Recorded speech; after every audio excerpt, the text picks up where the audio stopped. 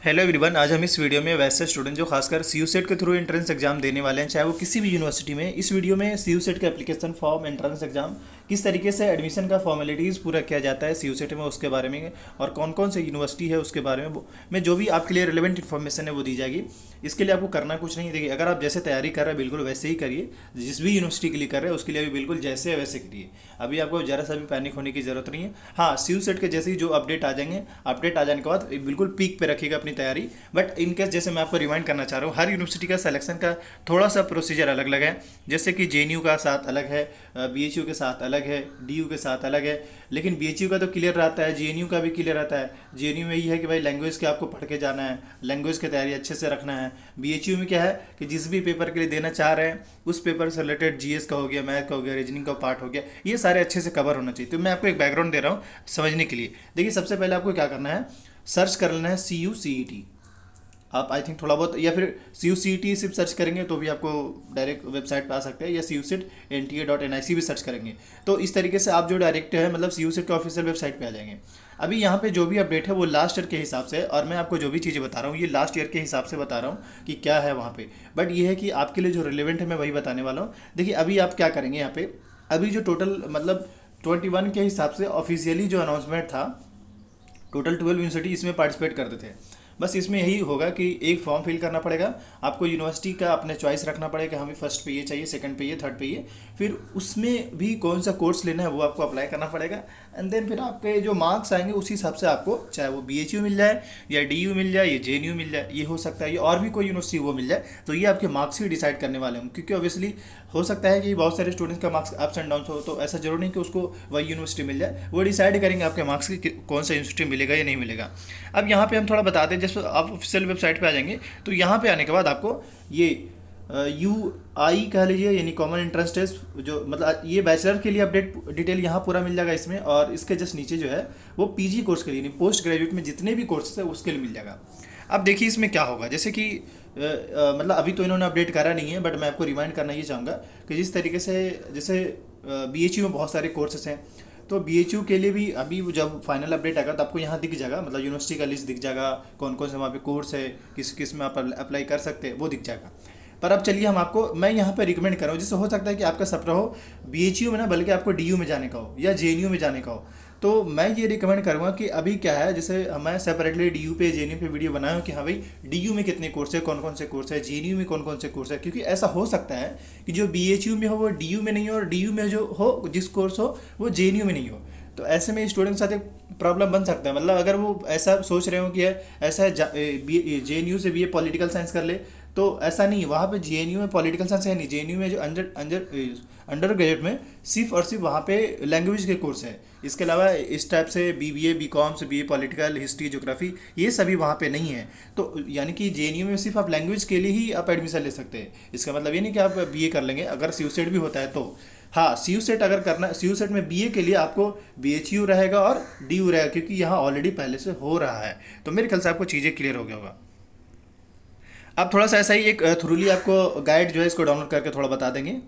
अभी जो मैंने आपको कलर करके दिखाया था, जैसे ही जब उस पर क्लिक करेंगे तो इस तरीके से आप जो CUSET का जो लास्ट ईयर का गाइड है उस वो आपको दिख जाएगा। मैं आपको बस बेसिकली इन्फॉर्म करने के लिए दिखाना चाह रहा हूँ। एक तो सबसे पहले कि CUSET का एंट्रेंस जो BHU ले रहा है वैसे भी आपका NTA ही ले रहा है, और अगर नहीं भी शामिल होता तो भी आपका NTA ही लेगा। इससे ये तो पता चल रहा है कि जो भी स्टैंडर्ड है, जो भी फॉलो करा जाएगा वो CUSET के द्वारा ही किया जाएगा। तो इसमें मैं रिकमेंड ये करना चाह रहा हूँ, आपको बताना चाह रहा हूँ कि जो CUSET का लेवल है, स्टैंडर्ड है, उसको समझिए और उसके हिसाब से तैयारी करिए। तो चाहे अगर CUSET हो या ना हो, उससे कोई आपको फ़र्क नहीं पड़ने वाला होगा। अभी आप कैसे करेंगे, करने के लिए कि इसका सिलेबस को देखिए, एग्ज़ाम पैटर्न को देखिए, इसके अलावा लास्ट ईयर जो पेपर पूछा है उसको एसेस करने की कोशिश करिए। अगर वो मिल जाता है तो आपको बहुत आपके लिए हेल्प कर सकता है, ये हेल्प मिल सकता है उससे। अब इस बार खैर क्या होगा वो तो देखा जाएगा। एप्लीकेशन फॉर्म का चार्ज अभी बताना भी ठीक नहीं है, क्योंकि ये तो अभी आने के बाद हो सकता है कम बेसी हो जाए, तो उसको लेकर आप थोड़ा सा ध्यान देने बात ये है कि इसका जो एग्ज़ाम होगा वो ऑनलाइन मेथड होगा, यानी CBT मेथड, यानी कंप्यूटर पर जाकर बैठिए और एग्ज़ाम दीजिए। चाहे वो UG कोर्स का हो या PG कोर्स का हो, सभी के लिए। बट इस बार है कुछ कुछ यूनिवर्सिटी को PG कोर्स के लिए मतलब ऐसा रखा गया, मौका दिया कि चाहे आप इस बार से ही ज्वाइन कर लीजिए, अदरवाइज आप अगले ईयर से यानी नेक्स्ट ईयर से भी ज्वाइन कर सकते हैं। ये देखिए अभी ऑफिशियली जो है इतने सारी यूनिवर्सिटी पार्टिसिपेट कर रहे हैं, बट अभी बहुत जल्द जो होगा वो टोटल 54 यूनिवर्सिटी में से एटलीस्ट जो है 50 टू 52 यूनिवर्सिटी वो पार्टिसिपेट करेगा, जिसमें DU JNU आपका BHU भी हो गया वो अभी, क्योंकि उन्होंने ऑफिशियली उन्होंने रिलीज़ कर दिया। मैं ये आपको बताना चाह रहा हूँ। हाँ, ये कि बहुत जल्द आपको सारी चीज़ें क्लियर हो जाएगी जब इसके एप्लीकेशन फॉर्म आ जाएंगे। तो इनका एक कोड होता है, जैसे UIQP01 का मतलब ये सारे कोर्सेज का एक ही एग्ज़ाम्स होता है। हाँ, एक ही एग्जाम का मतलब ये है कि सब्जेक्ट स्पेसिफिक रहता है। जैसे अब जो बीटेक के लिए देना चाह रहा है तो उसको उसी हिसाब से क्वेश्चन दिया जाता है, जो बीएड के लिए होते हैं उनको बीएड के हिसाब से क्वेश्चन रहते हैं। ये है। अब ये जो दूसरा जो है देखिए, ये P02 में बैचलर के जितने कोर्स है वो P02 में आते हैं, UIQP02। अब इसमें ये है, जैसे समझने वाली बात है कि हर यूनिवर्सिटी में जिस कोर्स के लिए आप देना चाह रही है, ज़रूरी नहीं कि उस यूनिवर्सिटी में, मैंने पहले ही आपको रिमाइंड कर दिया। मोड ऑफ एग्जामिनेशन समझ सकते हैं। देखिए फर्स्ट यानी कि पहला जो साइंस बैकग्राउंड, जैसे साइंस मतलब BSc BTech, मतलब साइंस बैकग्राउंड का मतलब ये कि जो P01 में मैंने आपको दिखाया था उसका सिलेबस कुछ इस तरीके से रहेगा।